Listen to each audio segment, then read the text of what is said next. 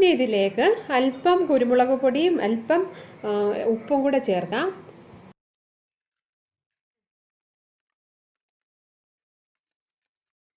ഇനി നമുക്ക് ആവശ്യമുള്ള മുട്ട പൊട്ടിച്ചൊഴിച്ചതിന് ശേഷം നന്നായിട്ട് ഇതൊന്ന് മിക്സ് ചെയ്യാം. ഒരു നുള്ളു മഞ്ഞൾപ്പൊടിയും കൂടെ ചേർത്താം. ഒന്നുകൂടെ ഒന്ന് മിക്സ് ചെയ്യാം. ഒരു പാനിലേക്ക് ഒരു പീസ് ബട്ടർ നമുക്ക് ഒന്ന് ഇട്ട് കൊടുക്കാം.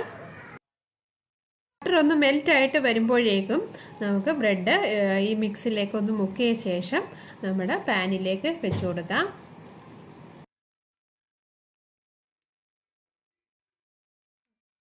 മുട്ടയുടെ മിക്സ് അല്പമായിട്ട് ബ്രെഡിൻ്റെ മുകളിലേക്ക് ഒന്ന് ഒഴിച്ചു കൊടുക്കാം. ഒത്തിരി ഒഴിക്കരുത്, കുറേശ്ശെ 2 സ്പൂൺ ഒന്ന് ഒഴിച്ചു കൊടുക്കാം. ഒരു സൈഡ് ഒന്ന് കുക്കായ ശേഷം അത് തിരിച്ചിടാം.